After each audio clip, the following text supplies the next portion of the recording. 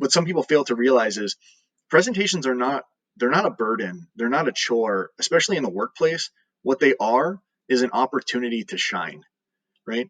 They are an opportunity for you to showcase to others how proficient you are, how, your skill set, your communication skills. Sometimes we call them soft skills. Like it's your opportunity to showcase them to whomever is in the audience.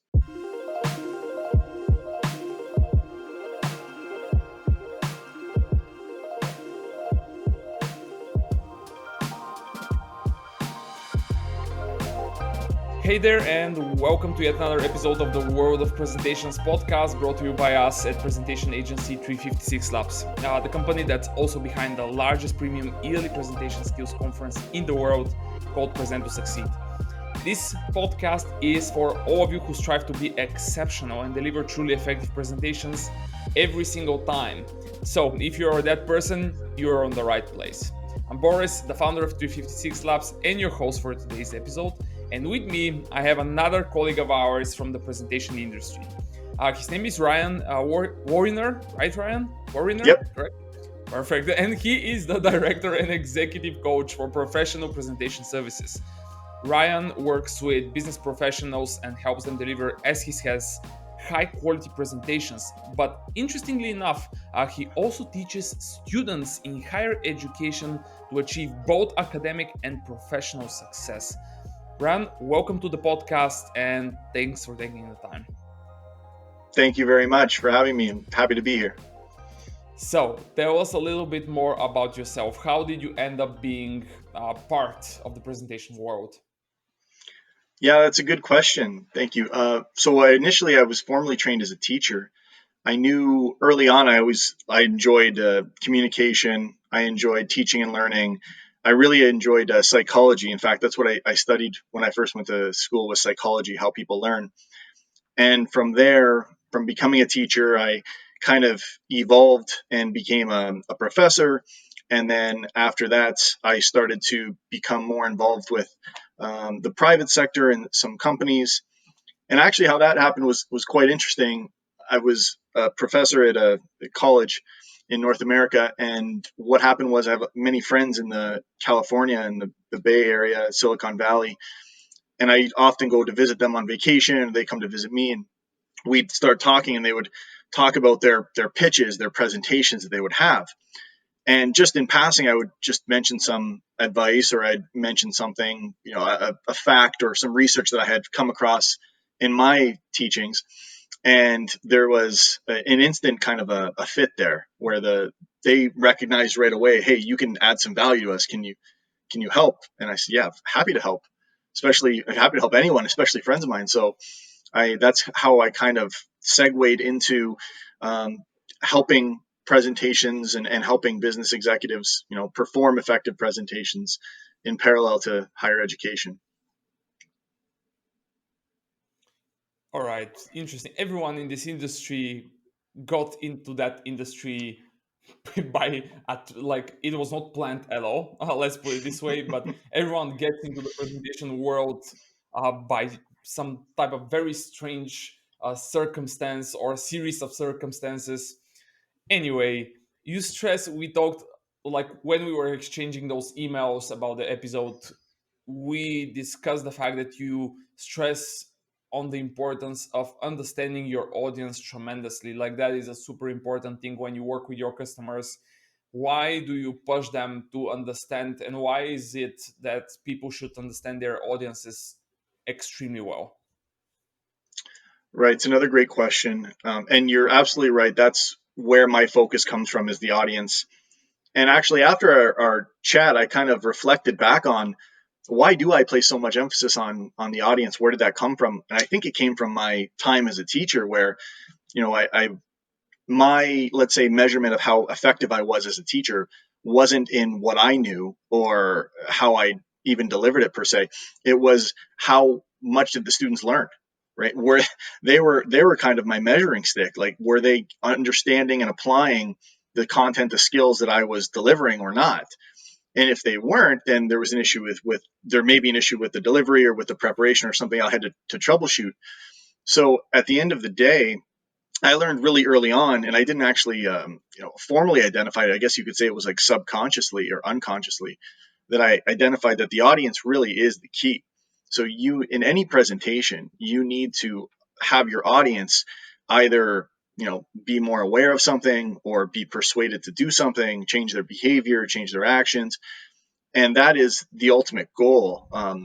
Not so much getting through the presentation, or sometimes people say like, oh, I know I had a good presentation if people tell me good job. If people say, wow, that was good, I liked your presentation, and then I ask them, I say, well, did the audience do what you intended for them to do? And they say, I don't know. So okay, well, then we don't really know whether or not it was effective, right? We just know that your performance maybe was entertaining or something like that. But yeah, the audience is to me is key in achieving your desired outcome. It usually involves the audience in some capacity. Yeah.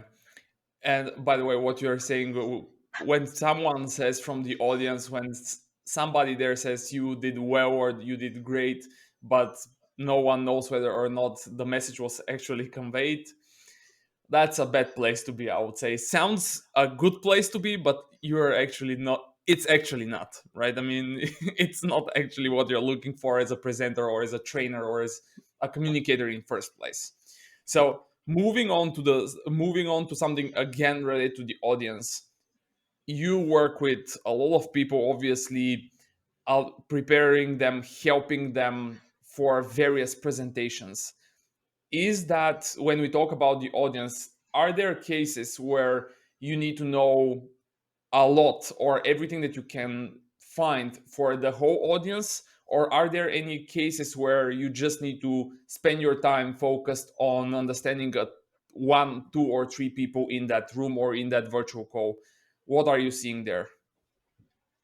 Yeah, that's a good question. So to make, how do I say that? I'm just trying to reword in my mind. So to make it, let's say, the most clear, it depends on what your objective is, right? So if you're training, if you're presenting and you're in a training situation where, let's say, you're onboarding and you need to have a group of, I don't know, 30 new employees onboarded with the skills they need to be successful in their roles and their situation, then your goal would be to, to bring as many of them as possible up to the level where you need them to be. We call it like proficiency, to be able to succeed. So how do you do that? It's difficult to focus on all of them. So what you would do is you would envision your ideal, or not in case ideal, your typical, let's say, your typical audience member. So what would a typical audience member be? Well, for this group of people, maybe they're right out of school, or maybe they're transitioning from another role into this role. Maybe they were a coordinator, now they're becoming a manager, something like that. So you can kind of identify some of the shared experiences that they have, some of the skills they already have, some of the perceptions they might have, some of the understandings they might have. And you bake that in, you take that into consideration when you're developing it, to get kind of like to maximize your impact with as many of them as possible. But at the end of the day, you need to. I always recommend this, and actually I wrote an article on this recently. To keep one person in mind, like you should design your presentation and prepare as if you're presenting to one individual, and that will be, the research shows that's most effective for reaching everyone, right? And if you're in a situation where you're not training, if you're in, like, let's say you're pitching an advertising campaign, and there's really one decision maker in the room, even though there's maybe 15 people or 20 people, but there's like one decision maker. They're the person who's going to give you the green light. They're your desired audience. So really, you're focusing on them. The remainder of the audience, they'll get some value here and there, but I mean, they'll get some value from, they will understand that your focus is, getting the green light on they'll sympathize with you. It's not like they're kind of, disregarded. But that's ultimately the plan, is to maximize your own effectiveness, focus on one person, and you'll find that you'll have a higher yield of success than if you try to be all things to all people and try to consider too many variables. Usually that ends in people spinning their wheels and not optimizing their time. Yeah, I would completely agree with you. Like, especially the cases that you gave for trainings, you want to move as many people as possible to that new world, right? To point B, where they take what you taught them and apply it. more or less every single training, I think, is all about that. Hey, take the learnings from here and just try and go ahead and apply the next time you, let's say, need to build a presentation again, right? And the more people you make, the more people you just convince to do that, the more people you move to that new world where they take everything that you learned and apply it afterwards, the better. However, that's not always the case, and we also see it with our customers where we had cases where people are like, "Oh, who is the audience?" And they're like, "800 people," and I'm like, "Okay, but your goal is related to winning the competition, right? Or winning a pitch contest and taking the money of even people like Bill Clinton." And then once we ask that and say that, and then ask who will decide whether or not you get that money, you'll get those money, they're like, well, there is a jury. And I'm like, okay, now that's interesting. Who is in the jury? Well, there are a few people there. How many? Five. Okay, who are those five people, right? And then you need to understand who those five are, because in order for you to achieve your goal, you need to affect those five people. And from there, you called it a desired audience, I think. Your target audience. Yeah, target. Okay, I also heard like target, desired. We also use a focus audience for that case. Anyhow, but people should definitely, everyone who is listening, you definitely have to be thinking, which case are you in, right? Whether or not you want to affect as many people as possible, or are there any a little bit more important people in that call, that or in that meeting, that will help you achieve the goal that you wanted to achieve, right? So completely agree. By the way, do you see that being understood very well in the business world or not? That's a good. It is by some. It is by some, and then others. They're kind of. I don't want to say stuck in their ways, but there's a handful of professionals, let's say, that have their normal role to do. Let's say they're an accountant or they're doing financial analytics, something like this, and they're focusing on that most of the time. And then a handful of times a year they have to present. Well, for those handful of times a year, I found that many of them don't invest the time to improve their communication skills because it's such a small percentage of their job that they just they put something together and they deliver it and they grit through it, and then they're done. Then they go back to their job. But for people who are, let's say, in sales or like real estate, for other industries where communication is more prominent, we you do see a shift because it's kind of, at the end of the day, if you want to improve your effectiveness, you have to be open to changing your approach.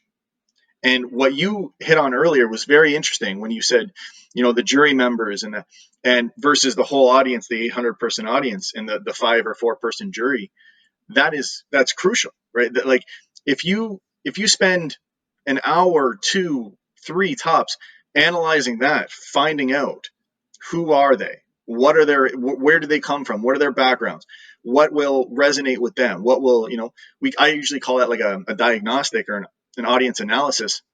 But the time invested there will save you so much time in your slide designs, in your the story you choose, in everything else, because now you got it. Now you know what to do. You just a matter of executing. The worst situation I find, and I did this a lot when I was younger. I'm sure I think all of us did at one point. We're building a presentation deck, or and we're not really sure what we're doing. We're just putting it together as best we can and hoping for the best. Okay? It's not until we actually go through some of the bumps and bruises that we realize actually there is a better way. If we find out who we're speaking to and what we're trying to do, we can then gear everything and, as you said, focus all of our efforts on bringing that to fruition, which is much more effective than trying to be all things to all people. Yeah.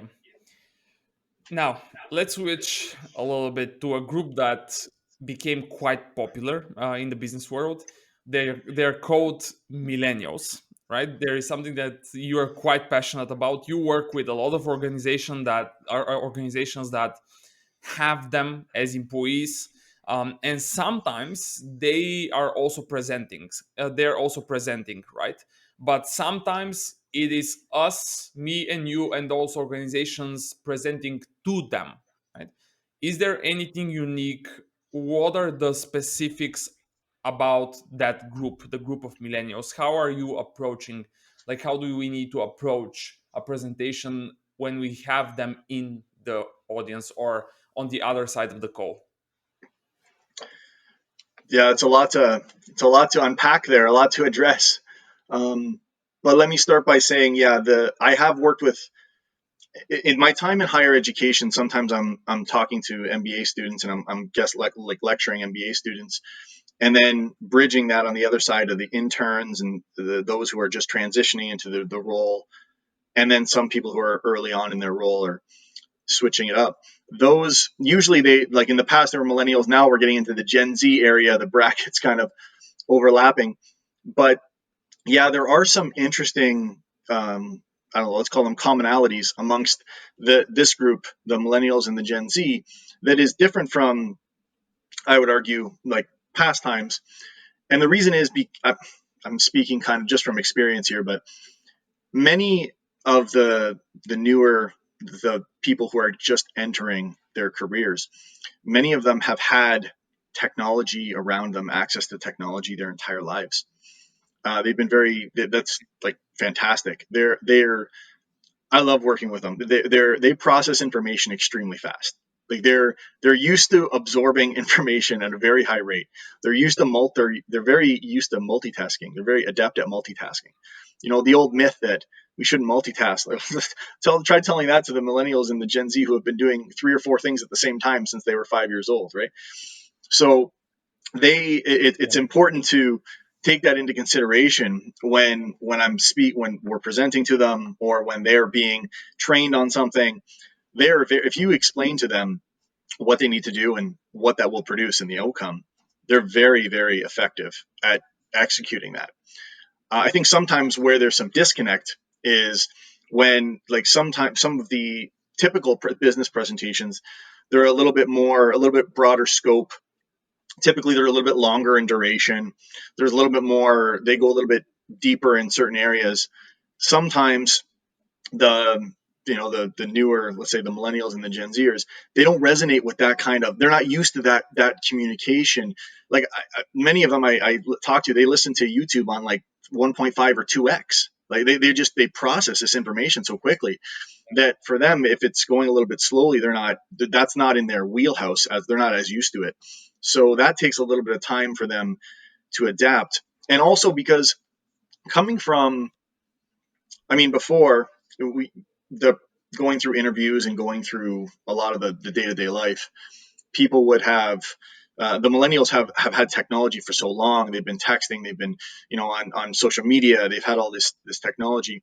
They have not, some of the older generation who haven't had that, they're not as familiar with the communication of today, and some of the younger generation aren't as familiar as the communication that the older generation is used to. So sometimes there is a little bit of disconnect there, and that just takes a simple kind of, just shared understanding of different experiences.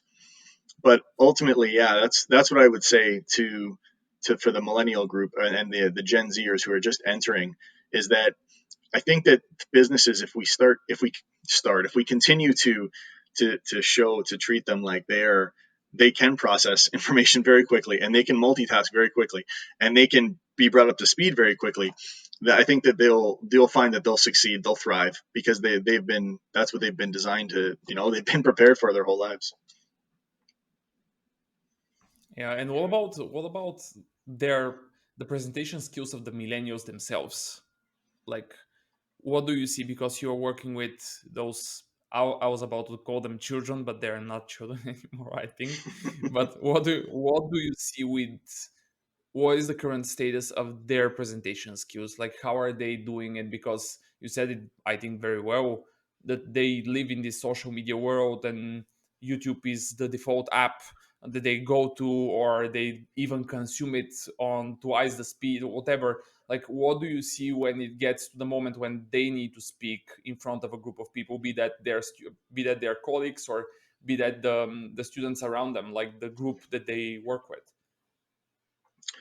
Right. So when I help millennials and Gen Zers, let's say any young adult entering their careers, or even in higher education transitioning, many of them have they have a lot of, I guess in the past we'd call it stage fright, but we call it like speaking anxiety, nervousness. There Mm. seems to be a lot of that. That seems to be one of the big trends.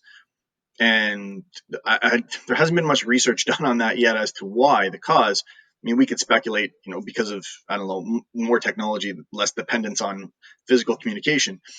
And now, Yeah. with this pandemic and everyone's doing everything virtually, I mean, even you and I are doing this interview right now virtually, we that might change things in the future. Who knows? But in the past, up till, let's say, pre-pandemic, a lot of the clients I've worked with who are millennials had they expressed a lot of nervousness, a lot of anxiety when they're speaking in a group of others.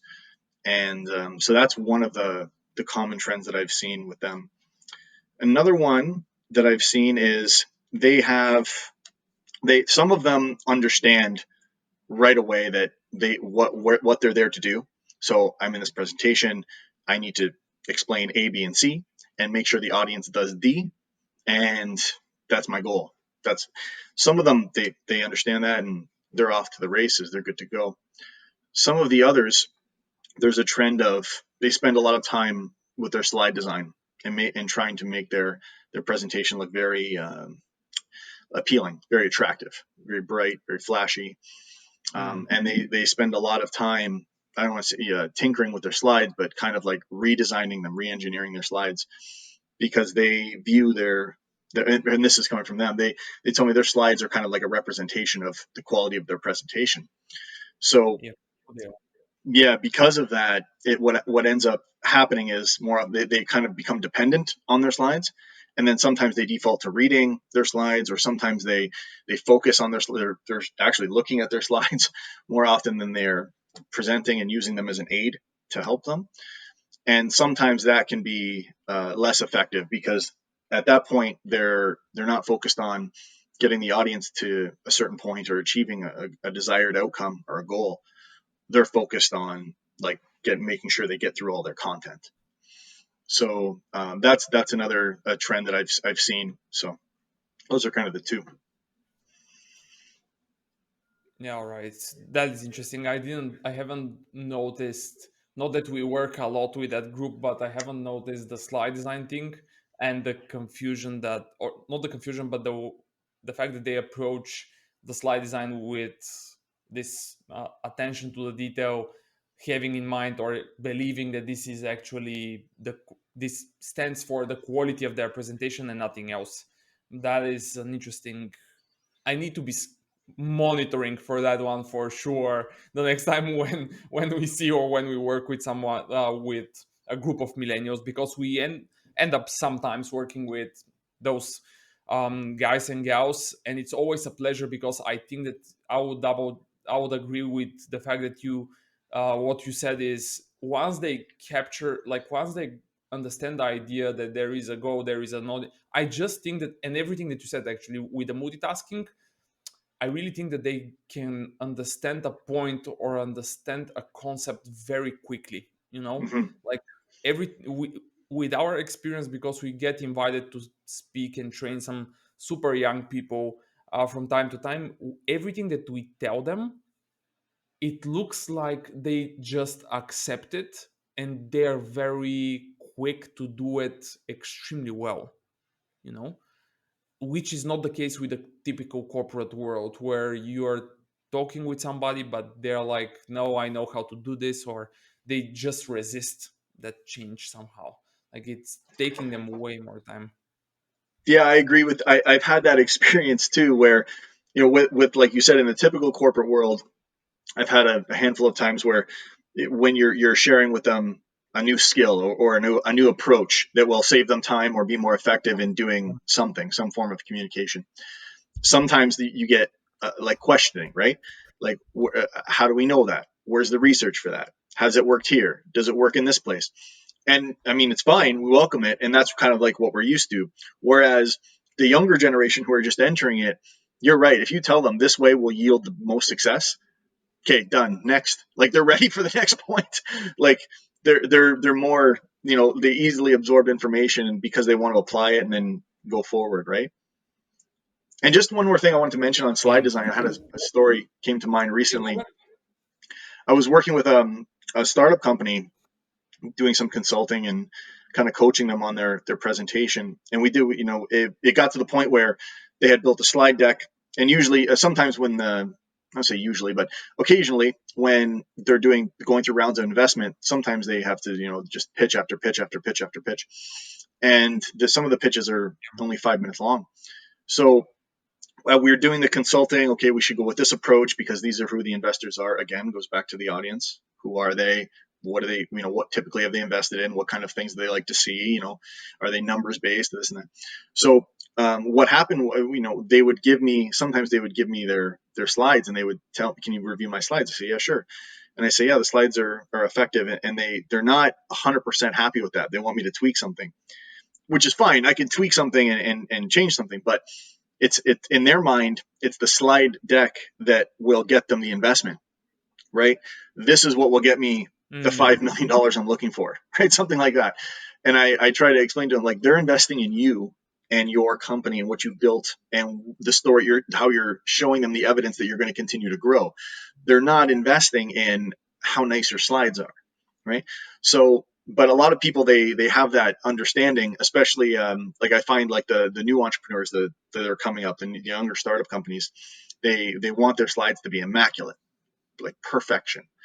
And who doesn't want their slides to be that, right? But that comes at a cost, and that's usually is like Of time course. and money. You could be spending that time rehearsing or doing something else, something more productive. I would argue. Yeah. Do you see any other mistakes?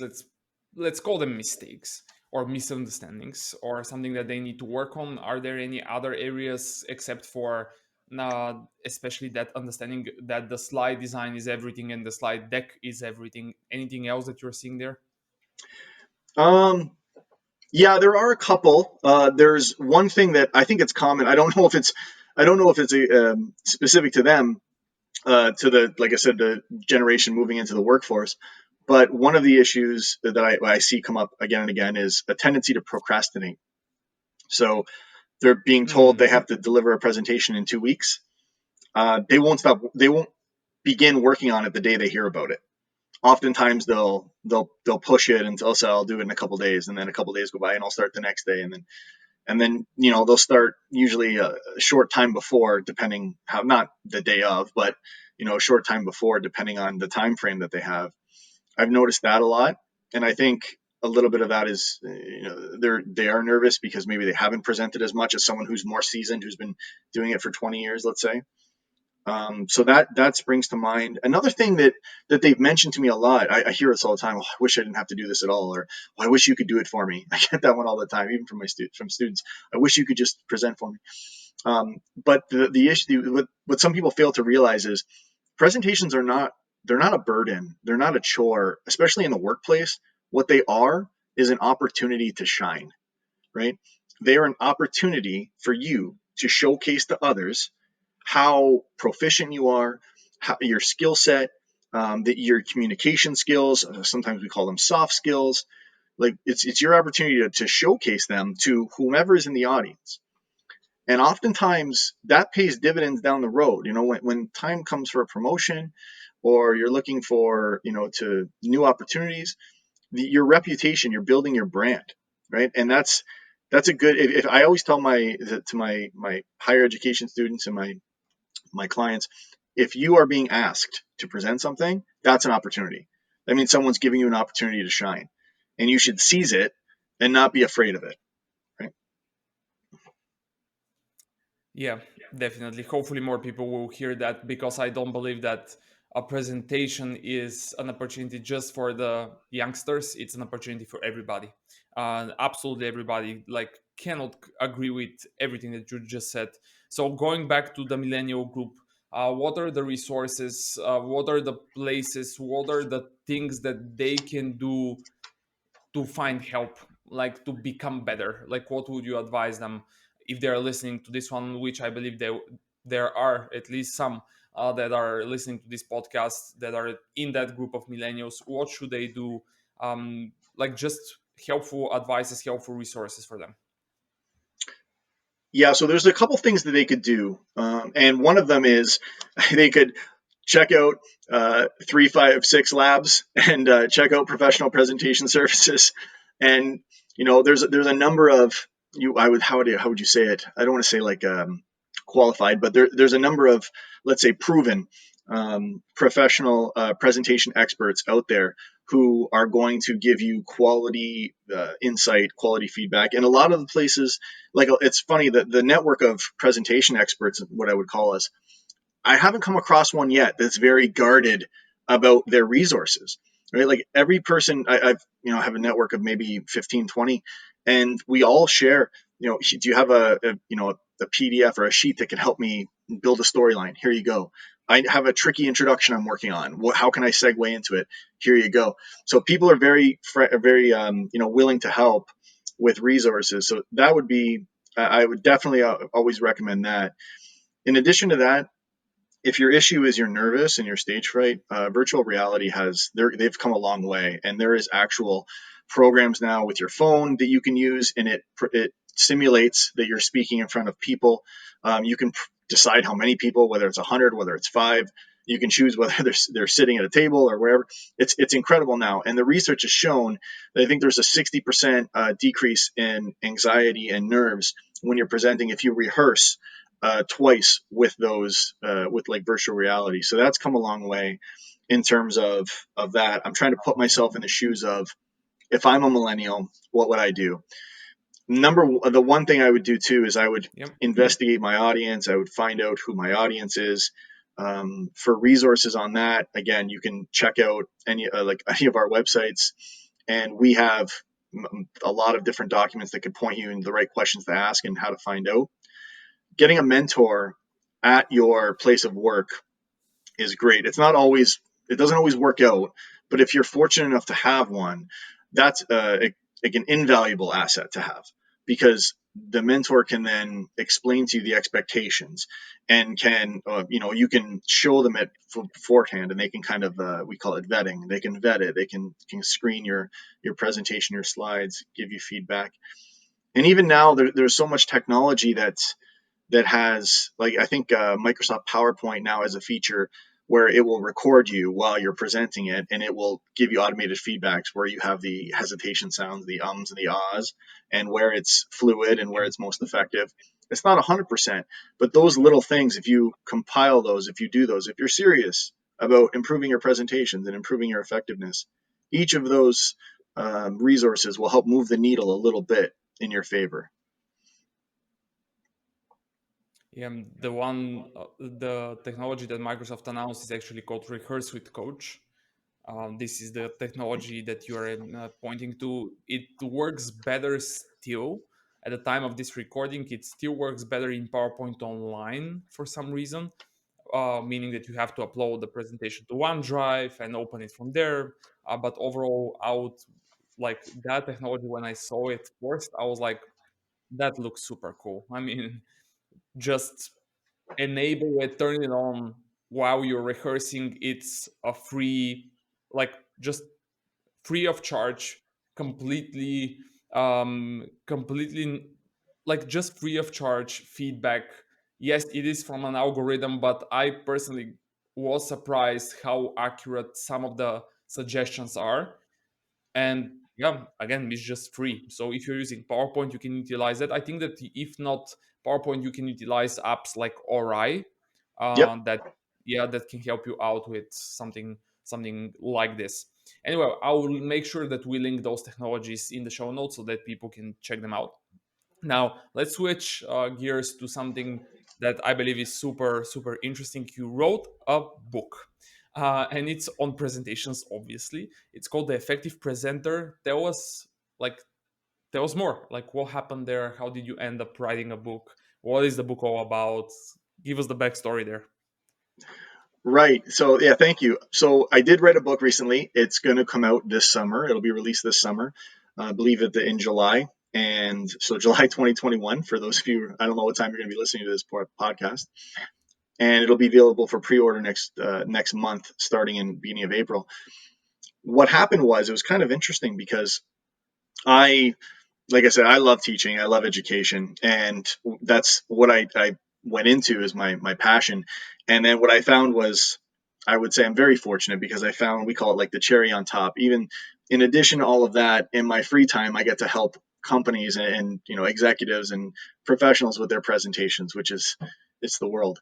So what happened was, I found I didn't have enough time. There just wasn't enough hours in the day to help all of my friends and colleagues and people who needed help with their presentations outside.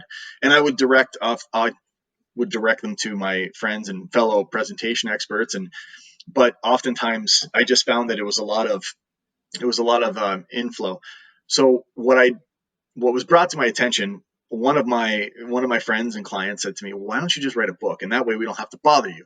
Every time we have a question to ask, we can go back to the book." So I thought, yeah, sure, I should write a book. But I'm not, like, I write and I don't mind writing, and I'm professor of communications. I don't mind writing, but I love speaking. I love talking. I love presenting. So writing a book was never something that was on my radar. I never really considered it. And then when that got brought up to me, I thought about it a little bit. I thought about it a little more, and I thought, you know what? Yeah, I'll start it. So I did, and what I actually designed, and I'll send it to you after this. I thought about this before with the podcast. I'll send you. I have an image, a visual of. I call it the professional presentation framework, and it looks like almost like a pyramid, and it's like a series of steps that you can go through when you're facing a presentation. You have an upcoming presentation, and it will ensure that you have the highest probability of success if you've gone through the steps and you've answered the questions and you've incorporated them into your presentation. So once I designed that, then I thought, okay, well, you know what? Each one of the steps can be its own chapter, and I'll give tips and hints and phrases along the way that you can use. And I put in some stories. I incorporate a lot of stories, both from corporate and from higher education, that illustrate some of the points and some of the lessons learned. And yeah, I basically overall thought, how can I kind of compile all my experiences in a user friendly way so that others could see it and get some value out of it. So there's a lot of images, there's a lot of stories, because I wanted it to be user friendly. I didn't want someone to pick it up and be like, oh, this is a chore, going to get through this. I wanted them to think, I need to learn more Yeah, about how to manage my time. Where's the chapter on that? Right. And they can go yeah, through a couple pages and then yeah. boom, now they know how to do. That was the what do you, would you say, the impetus behind it. So yeah, that's it's finished and it's being published now. It's coming out this summer, and I'm pretty excited about it. It's called The Effective Presenter, because I believe that anyone can become an effective presenter. It's just a matter of understanding what it means to be effective and then practicing those skills. And that's really it. Yeah, I double checked the name when you said the effective presenter. Now I was like, did I go in the right way? I was like, let me check my notes here quickly so that I make sure that I pronounced it also and I said the correct name also. Anyway, and I did. I saw my notes, so I said the effective presenter. So, just one very like just for myself, are you self-publishing it or is it through a publisher? No, it's through a publisher. I considered Okay. self-publishing it. That's another interesting thing. When you go to publish a book, I'm not sure if you, but for any of you listeners out there, when you have the idea that you want to write a book, there are now, like in 2021, there's 100 different ways you can do it. Right? There's like so many. There's big publishers, there's small publishers, there's independent publishers, there's self-publishing. There's you can hire people to kind of they call it ghostwriting, to write your story for you. So there's so many different ways. But for me, I wanted, my goal was not to. That's going to sound. I don't know how it's going to. I don't know how this is going to come out. But my goal, I don't plan to get rich from the book. I don't. I didn't put it out there as a resource to make money. I just wanted it to be easily accessible to as many people as possible, so that they could get the help they need to be more effective. And I thought going with a publisher would be the best way to do that, because of their established distribution channels and because of their ability to promote it. So yeah, Yeah. it wasn't a super lucrative deal or anything like that that was signed, but it was a deal that would help get the book into the hands of as many people as possible to help them out. Sounds great. Looking forward to the book already. June or July, I will be double checking with you and just pinging you to tell us when is it going to be available for pre-order? Is it April or May? April. So next month it'll be April. available for pre-order. Yeah. And it will be all across, meaning it will be all in Amazon, in all of the typical places where you would expect the book to be, right? Yeah, that's right. Amazon, Apple, like, yeah, it'll be in all those locations. Perfect. Now, one last question before we end this up. Before we end this episode, anyone that made an impression on you somehow related to presentations, of course, but someone that you believe that we need to get to the podcast, like somebody that is involved with the presentation space in one way or the other, even if it's a business person or a student of yours that just seems to care so much and is doing an incredible progress. Like, who should we get to this on this podcast? One name only. One name only. Okay, that's an interesting question because when I was listening to the other podcasts, I noticed a lot of my friends and colleagues you've had on. Um, so I'm not sure if you've had this gentleman on, but he is a friend of mine, and he's fantastic. He's probably got the best design presentations I've ever seen. Okay. Um, his name is Alexei Kaptarov. He's from You Russia. mean from Russia Pardon me? or not? Is he from Russia or not? Yes, he's from Russia. Say his family name again. Isn't it Kapterev? Yep, Kaptarov. Yeah. Okay, good. So Alexei is going to be part of the Present to Succeed in April 2021. So he's a speaker at the event. If he is the same person, if he is the same person. But anyhow, go ahead. Yes, I spoke with him yesterday. Actually, we had a conversation, and he mentioned that to me. When I had mentioned to him I was going on the podcast, he said, "Oh, I've been asked to speak at the Present to Succeed." And yeah, I believe Alexi is. I was well into presentations before I came across any of his. I mean, he's written a book as well, and Yeah. he has a Coursera course, and he's got a lot of resources out there. And he's just a very friendly, very how would you say, like, down to earth, like, person. And when he approaches his presentations like that, so he doesn't make presentations for very high level technical thinkers like engineers. He makes presentations for that everyone can understand and relate to. And yeah, he's become a good friend of mine, and him and I, we chat, and I think he's fantastic at slide design and doing that kind of work. So if I were you and getting someone else on the who would I want next, I would talk to him because I'm sure he's got some great pearls of wisdom he can drop. Yeah, the secret is that yeah, the interesting part here is that I actually shot him an email 3 or 4 days ago. There were actually two emails, one for the conference and one to remind him that he can join us on the podcast. So stay tuned. Maybe an episode with him is coming up very, very soon. Okay, so Ryan, where can people find more? Obviously, we are going to link the in the show notes. We are going to make sure that the book is there. But what is the other place where people can find more about you, or what is the place or both where people can connect with you? Sure. So my website is professionalpresentationservices.com, and it's so and I'll come back to that in a second. My website's there, and all of the services I do are there. The coaching, the consulting services are there. Some of the companies I've worked with in the past, the organizations I've helped. And also, what I've done recently is I've made an articles and resources page where any resource I create that I think will help people with their presentations and planning it or rehearsing it, I upload there. They're PDFs, they're free to download. I write articles I try to write once a week, once every 2 weeks. I'll write a new article, just a little tidbit of information. So you can join our outpost, our mailing list. You can subscribe, and those will come out to you. They're also hosted on the website. I've just recently done a podcast as well, but my podcast is more. I did it just because I was getting a lot of questions, a lot of demands, not demands, a lot of requests for information. And this is my situation. What would you do? Type of thing. So I make note of them, and then every 2 weeks I'll do a podcast. I'll just record like, okay, this is your circumstance. This is what I would do, and just give some insight to whomever's listening. And those are hosted on my website. They're also on SoundCloud and Spotify. And everything I do, I try as often as possible to share on LinkedIn. So I have a company page on LinkedIn, Professional Presentation Services. And it was funny when I first chose that name, everyone, all of my friends and colleagues told me it's too long. It's too long of a website. People are going to want to type that in. But I got to tell you, the emails I've been getting, the requests for podcast topics and discussions and the articles, I don't think people have a problem typing it in. So yeah, it's a little, it's interesting what you. I just wanted something that would be very clear to what I'm doing, but yeah, in the end, it worked out. So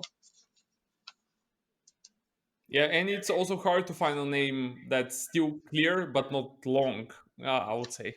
And the fact that you found something that's a little bit longer but still, as you can see, works very well. I mean, that's great news for you. What can I say? I mean, that is what you should be happy for. Perfect. So I'll make sure that we link. We mentioned the book somehow and link to the pre-order somehow in the show notes. Your LinkedIn profile will be there, and obviously the website, so that people can get to all of the information that you are sharing. Rand, thanks for joining. I mean, that was super fun, at least for me. I hope that everyone who is listening took a lot of ideas and insights, especially the millennial groups. The millennial. Wait a minute. The millennial group. The group. Wait, how do you call this? That's interesting. The millennials, let's just put it this way, yeah, or the people who end up presenting in front of millennials. Thanks again for doing this. Super, super fun to have you. We need to do it again at some point in the future.